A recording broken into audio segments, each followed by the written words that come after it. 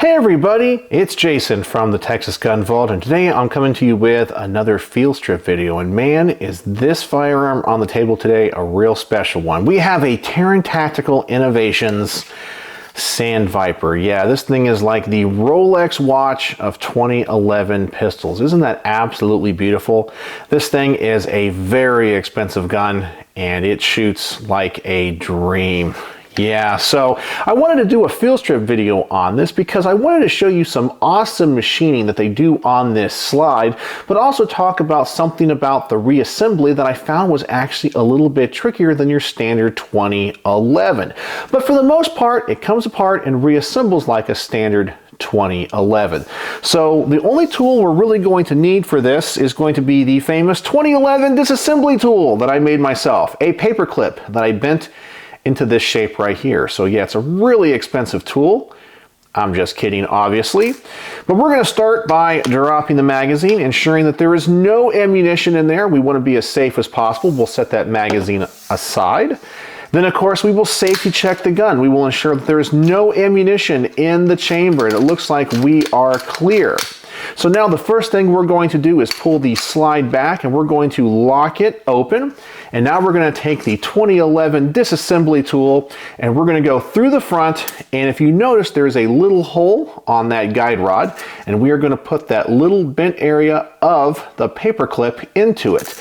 Now the thing I want to show you that makes reassembly so difficult is a really cool design feature on this gun, which the front of the gun, or the nose of the gun, is slanted a little bit.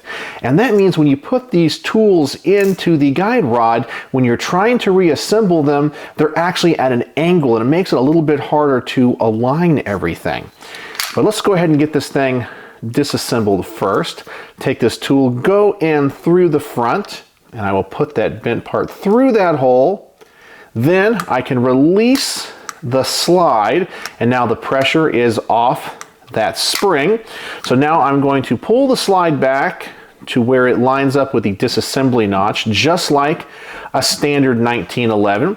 We're going to go to the other side of the pistol. Sometimes you can push this out with your finger. It's pretty loose, but I don't know if I'll be able to get it out on this side, get enough grip.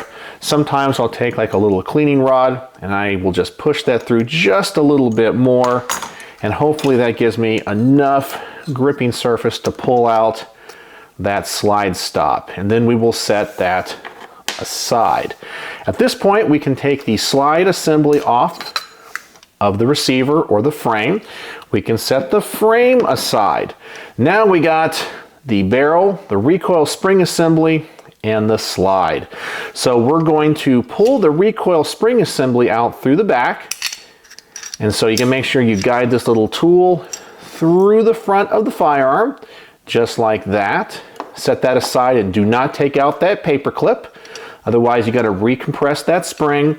Then we're going to push the barrel out, make sure the link is down, and then out through the front of the firearm.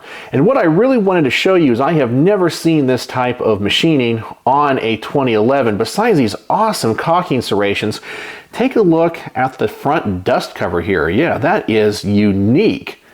That is definitely different, and you'll be hard-pressed to find any other compatible parts with this. So this is definitely a unique design that is different than many 2011s, and that's really what I wanted to show you when it comes to the machining and the design. All right, so let's take a second, let's wipe this gun down, and then let's put it back together. All right, so we got this gun all wiped down, oiled, and ready to be put back together. The first thing we're going to do is take the slide and the barrel, and we're going to put it back together. Push down that link so it clears the dust cover there. Put that barrel in, make sure it goes in all the way where the locking lugs engage, and then I'm going to take that link and pull it back for right now to give me a little bit more clearance when I put in the guide rod. Now this is where things are a little bit tricky. Eventually we're going to need to get this curved space and this curved space right here on the back of the guide rod aligned. We don't have to worry about that until we install it. So we're going to put this in through the back of the slide, and this can be just a little bit tricky. It's tight tolerances, and see if I get everything aligned here. There we go. That bushing goes into the dust cover. Now we have to adjust this. So you're going to have to compress that spring a little bit more and rotate it.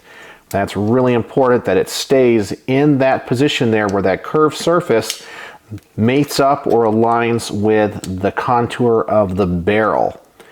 Then we're going to turn the slide upside down. I'm going to put some upward pressure on that guide rod.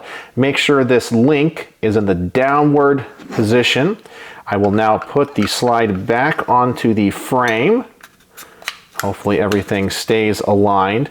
And now I want to pull the slide back where that link can be seen through the place where I'm going to put the takedown lever. Everything should be pretty much aligned. I'll take my little Glock tool here and just align that link, make sure it is clear and open. This can be just a little bit tricky. And let's see here.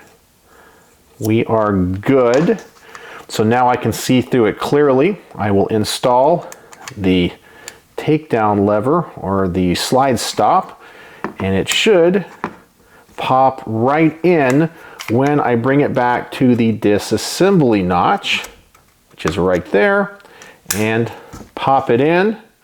Then I will take the slide, pull it all the way back, lock it open. I can now take my tool out of the guide rod, just like that, and then close the slide, and we are good. So that is a little bit more tricky than your standard 2011. It's how I do it, or how I have figured out to do it. You may have a different trick or a different tool, but that's how I did it here on the Taran Tactical Innovations Sand Viper. What an awesome, awesome firearm. Yeah, just take a look at that. The machining on that is amazing. And so that is just one awesome, awesome firearm. So that is a field strip of the Taran Tactical Innovation Sand Viper.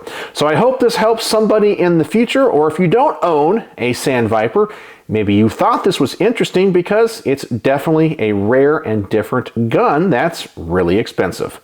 So let me know in the comments section below what you think. And as always, thanks for watching.